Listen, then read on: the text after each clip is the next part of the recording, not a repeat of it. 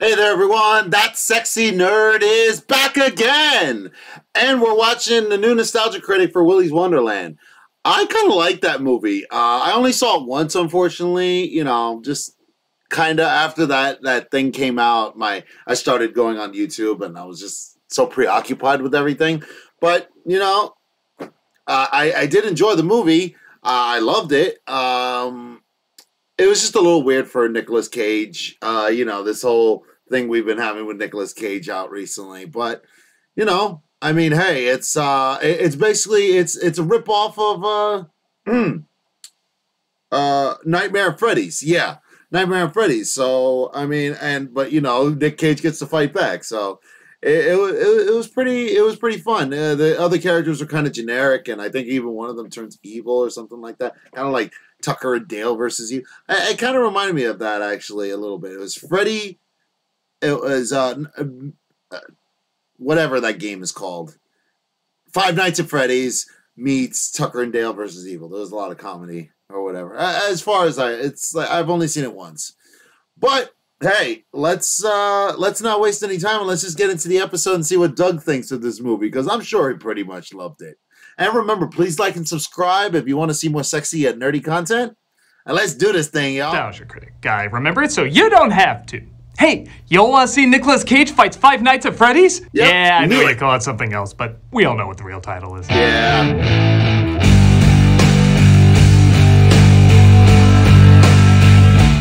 Released in 2021, Willy's Wonderland was based on a short film by writer G.O. Parsons back in 2016. Though he claims there was no inspiration of Five Nights at Freddy's, which came out in 2014, it's pretty impossible not to see connections. Yeah. Yes, I could buy there were several stories about how creepy the Chuck E. Cheese animatronics were, but clearly the reason people talk about it is because of the similarities. And yeah, let's be honest, these similarities mixed with a main character that's a silent Nicolas Cage sounds like a recipe for amazing. Well, the reactions to it weren't quite amazing, but they weren't really awful either. People seem to really love talking about what works in this movie and what doesn't, as it is kind of difficult to clarify it as good or bad. Yeah. You remember it, but is it in a good way, a bad way, or a bad way that makes it a good way? Like I said, it's a hard film to categorize. Well, people have been asking my opinion on it since it came out, so I'm finally gonna give it. Let's take a look at the good, the bad, and the of Willy's Wonderland. After opening on the animatronic characters that, let's be real, were designed to look intentionally scary and not accidentally scary like what's being satirized, we see two people fleeing the monsters apparently coming to life. Well, that's all I can do for him. Yeah, seriously. To be fair, it's the normal reaction after eating Chuck E. Cheese pizza. The credits roll and we cut to Nicolas Cage playing a character simply called the Janitor. Again, we all know how stable those are. He gets a flat tire and, I guess, really spends a lot of time thinking that over. There ain't shit out here. A bunch of fun-loving kids stole the zigzag out of the back of the chair at the pickup a month ago. Wow, for chomping on a meat stick, that guy speaks really clearly. Wonder if Hunter S. Thompson could ever get the same treatment. Good evening, ma'am. Perchance, might you be a lizard? Guess you found it for me. That was an eel. As I mentioned before, Cage doesn't speak in this role, and in some ways that's a pretty cool thing. Cage is so expressive and badass, he doesn't need to talk to emote. That's true. I'd be lying if I said we weren't missing something with that too. Yeah. Part of the fun of Cage is his great voice and his over-the-top yelling, which we don't get as much of here. God's honest truth.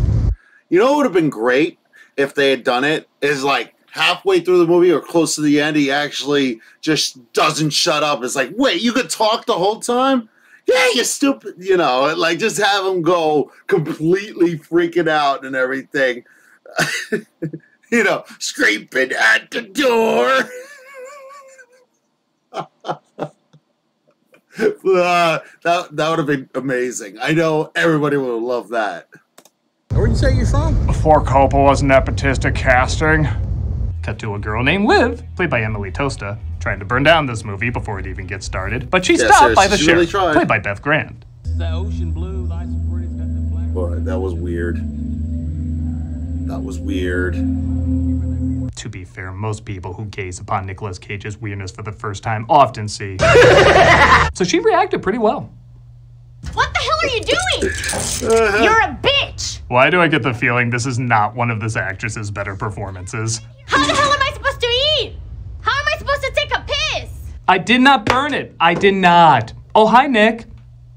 The tow truck driver charges $1,000 to fix the car, but doesn't take card, and they're in an area where there's no internet. What a switch up. A town where everybody obviously walks around with $1,000 cash, except Nicolas Cage. You willing to work it off? You're asking Nicolas Cage if he can work off a debt? He's sent over to Willy's Wonderland. Finally, Banjo the Woodpile Cat is the mascot for something, which after being closed for, I'm sure, normal reasons, the owner named Tex is looking to reopen. You spend the night cleaning Willy's Wonderland, and I will pay to have your car fixed. See, it's one night, not 5, completely different. Some shots I swear they put in just because Nicolas Cage is in the role. I'll do it if you marry the two of us. But Willy's a cartoon. Not Willy, the sign. You will marry me in the sign. I guess that's not the weirdest thing I've heard you demand. Some of these over there, they get hurt. A couple of lawsuits later, they're out of business. Aw, they should have gone under the Disney umbrella. They sue the kids if they hurt themselves. Congratulations. You are officially on staff. I'll be back in the morning with that car of yours. My name is not Tex McAdoo. Which it clearly isn't. I made that name up as it was leaving my mouth. Cage agrees to clean up the place, and no, I refuse to call him the janitor because everything in this movie I could see Cage doing. Well, back at the trailer, some of Liv's friends try to get her out. I found a screwdriver. What the hell are we gonna do with a screwdriver? Have y'all never worn handcuffs before? Oh, shut up. Why don't you just look for the key? What the hell am I looking in the fridge for? Man, it's like the most killable roster of characters ever. It's like the action figures from Home Alone of character lineups. Gee, thanks for the help, guys. They get her out, and she tells them about another poor soul who's been dropped off at Willy's. Are you with me or not? Yeah, we're with you, Liv. Yeah, burn, baby, burn. Maybe I was a little too hard on Toasta's acting earlier. Yeah, burn, baby, burn. Good. That's... Cage starts cleaning the place, unaware of how lively his environment is. I've never seen The Fifth Element. Granted, this could have been an easy spot to have a chun or some overblown music, but the absolute silence really does add a lot. Oh, I gotta stop watching memes of myself. And yeah, as you'd imagine, some of these scenes of the robot sneaking up on him are pretty great.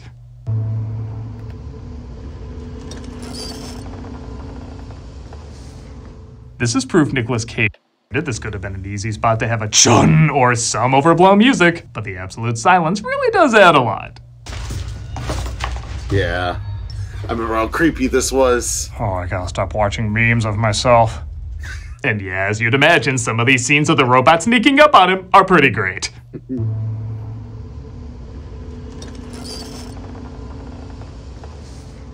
This is proof Nicolas Cage is a great actor, because not only does he give a look like he knows someone is sneaking up on him, but it's a look that says that animatronic ostrich is sneaking up on him. That is talent you cannot fake. Somebody wants to dance. I'll swallow your soul! I'll swallow your soul! Well, back to work. Oh, wait, it's back to work after changing into a clean uniform. Again, tell me these are things the real Nicolas Cage wouldn't do. He opens a can of Punch Pop. You came up with that the day you were shooting, didn't you? People in costumes. I mean, clearly animatronics come to life. It's your birthday, and we want you to have fun. At this point, I wouldn't be surprised if he was less upset about fighting for his life and more upset that they got his birthday wrong. I'm gonna eat your eyes out and then feast on your soul. Well, someone's been reading the rough draft of my children's book. Gorilla greeting. Yeah, really? Attacked by a gorilla, presumably for laughing at this scene in Ghost Rider. But it's okay, he has a plunger. I mean, come on, was there any other way the scene was gonna go down? It's just more shit for me to clean up. It's like trying to save Sorcerer's Apprentice again. He gets back. It's just more shit for me to clean up. It's like trying to save Sorcerer's Apprentice again. He gets back to work after changing his shirt again. It's really should have been titled Nicolas Cage versus OCD when the Expendables show up and get ready to burn the place up. But they forget there's someone still inside. And no, by the way, this place never does get burned up. You're not safe in there. We gotta get you out. Cage refuses to come out. Hey, at this point, even if they burn down the building, I trust him to clean it up. And Liv decides to figure out how to get in herself, not wanting to put her friends in danger. I'll figure out how to get inside, but I'm not putting you guys in danger. You just figure out how to get us out once I do. Okay. Yeah, I really believe this buffoon buffet is going to stay put in a horror film. Yeah. Okay, that is an extreme underreaction of that. Seriously, yeah. I don't care if she's a girl or not. If I was in those vents and I saw that, I would be like... She makes it through, but there's only more horrors waiting for her on the other end. Wanna see my treehouse? Not today, girlfriend. Wow, I think Daredevil with earplugs in could get a closer punch than that. Full disclosure though, I do love the way this thing moves. Aw, I was just starting to tolerate her. Liv's army of aimless airheads decide to head in, while Cage puts together it's up to him to save the day. That was easy. She tells them they need to leave, but thou shalt not clean, and he gets back to work. Whoa, I made that room joke too early. I've seen better green screen in Wing Commander games. Kissing that ass ain't gonna get you that ass, playboy. I'll give a point for there at least being one guy constantly speaking logic. I know, seriously. Everything you telling us not to do, that's exactly what your dream girl got us up here doing. And now we probably all getting fucked up because of it. Man, if this guy was in the first Halloween, we'd have one Halloween. Or -3 Halloweens. I don't know how to math on this. Yeah. Not just another 3. teen movie crashes through and bumps into Liv and Cage as well. Oh, this is good. We're connecting. We're sharing our feelings. Told you I was a good actor. They'll pay to have your tires fixed by morning, right? It's a lie. Liv says the story they told him about cleaning the place and getting his car back is false, and that he's one of many who's been lured to this place and will probably die. You know, Willy's may seem like a happy-go-lucky child's play place, but it's much, much more than that. Great, now I'm just thinking of a child's play place. I would totally sacrifice my kid to that. She says a group of serial killers opened up the restaurant, dressed up like the characters, and killed the children who entered. The shows would always end the same way. I think this is less the fear of Chuck E. Cheese and more the revenge of the people who work there. Jerry had performed a satanic suicide ritual. The memory and consciousness of the living relocate into non-living entities. Okay, I'll give it to him. This movie gets an A for creative backstories. Seriously. I feel like this is an origin from a Stephen Rhodes shirt. I'm very okay with it. As you'd guess, their souls go into the animatronics and start attacking the kids. And when it closes down, they make a deal with Tex to keep sending them fresh bodies. But it looks like one of the teens gets turned on by kid killers. Is it weird that I'm getting so really weird. turned on right now? Medicine inducing so, yes. Yeah. But the only smart character in the film turns dumb because, I don't know, that gas from Cabin in the Woods gets sprayed or something. Probably. As you'd imagine, the teens start getting axed off while Cage plays ping pong. Continues to be my favorite character. The sheriff gets called and she brings dollar store James Rolfe with her as the creatures continue to kill the teens off. When Cage sees his break is over, he rushes in and stops them from killing the teens. See, this is why longer breaks need to be mandatory in the workplace. All these side characters could have been dead by this point. Bobby, that thing just moved. Okay, if this character's name is not Croc Block, I'm gonna be very disappointed. Okay, so to the actress's credit, I really feel like she's giving the exact look of someone thinking, wow, I'm watching Nicolas Cage fight an animatronic alligator. You don't have to be afraid of me. I'm not the same as the others. I'm trapped in this body. Okay, what the hell even is that thing? Sesame Seed Sarah? Kimmy Candy Corn? Why were any kids lured to this place? Well, thank God it works on gullible pawns as well. Okay, we're gonna make a deal. This guy's such an Oh man, where's that kid that was ahead of all the dumb teen cliches? Oh yeah, he got killed by one of the dumb teen cliches. Speaking of dumb, it turns out the sheriff is also part of the human sacrifices, as she saw it as the only way to get less people killed. The reason being the animatronics started leaving the restaurant and killing on their own. So if they just brought 1 or 2 people to them, mathematically, it'd equal out to less bodies. Okay, Cage took out several of these things in one night with no guns. You're telling me a sheriff couldn't figure out how to kill these things in a longer amount of time? Unless, of course, she figured it out. The only way to stop killer animals is to cage them. It looks like Liv was one of the survivors of the sacrifices, and so the sheriff took her in. Aw, that almost excuses the inexcusable. Yeah. Pumpkin Hershey Kiss kills the last of the a-hole team, so now it's just Liv and Cage left. But break time. Every person he lets die is like a love letter in my heart alphabet. She holds her off, I guess for a while, as Cage finishes his break. I think, it's never quite clear. And he finishes her off as well. But even more devil pinatas are waiting for him. And now they're not. Man, their stamina really does vary through the night, doesn't it? But the sheriff shows up with her own pawn sacrifice and demands that Cage be left there to be killed. If we don't do what needs to be done, nobody in this county is safe. For being hands down the stupidest character in the film, and yes, that is quite an accomplishment, it's an even bigger accomplishment that Beth Grant is still giving her all in this performance. Stupid kids. Do you see? If you see anything making sense in this film, there's another electrically charged character I think you should visit. Here are his eyes, and this must be his nose. Cage is left alone with the animatronics and not just a woman with a human furry head on. But he turns on the music because, by God, Cage ass whoopins need a soundtrack. Yeah. Okay, I'm starting to wonder why these things were even a threat. You literally nod your head and they fall down. The cop is attacked, allowing Liv to escape, and I will admit this thing's cries for help are pretty hilarious. I don't know if Mexican Bowser is a thing, but he needs to be a thing now. And speaking of final bosses, Cage is about to face his... after cleaning, of course. Before he can fight them, though, the sheriff gets the drop on him again. All you had to do was die. Was that so hard? Again, this is Cage's career we're talking about. It does not die easy. She's given a pretty damn satisfactory death, but son of a bitch, Cage just might be out of shirts. On any other day, that might seem strange. I do wish there was a little more personality from Willy, but I don't know. Can I really complain seeing Nick Cage beat the everlasting shit out of an orange animatronic weasel? Can I just be happy I live in a parallel universe where I get to ask that? I know it's a weird thing to praise too, but I really like that Liv does not play a part in killing this thing. I know story-wise it makes sense to have her in there, but I think it's pretty cool that none of the teens help save the day. They just leave it to Cage. Again, from a 3-act structure, one of the teens should be helping out, but in terms of a Nick Cage fighting animatronics movie, this is honestly giving me exactly what I want. I'll be goddamn.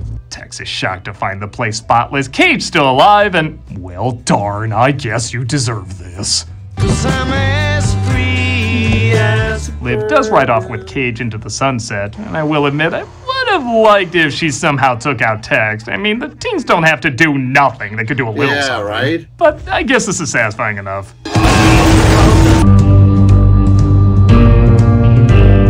Don't think he was anywhere near that explosion, but clearly this film needed to end with fire in his sunglasses. He figures Liv deserves a punch. That really came out wrong, but yeah, we end on this funny note.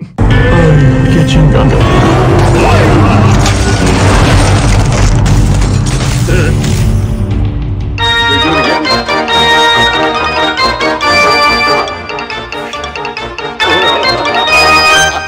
And that was Willy's Wonderland. I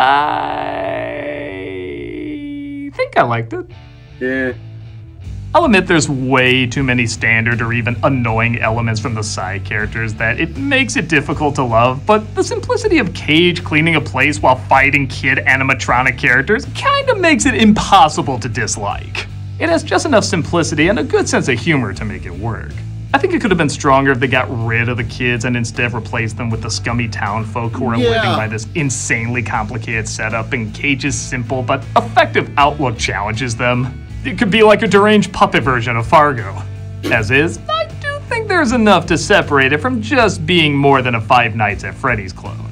Cage brings a uniqueness to the role despite never talking. The backstory is the right amount of enjoyably odd. And even with the standard cliches like the dumb teens, there is that wiggle room that they're following the traditional slasher formula. I just wish they did in a more unique or funny way.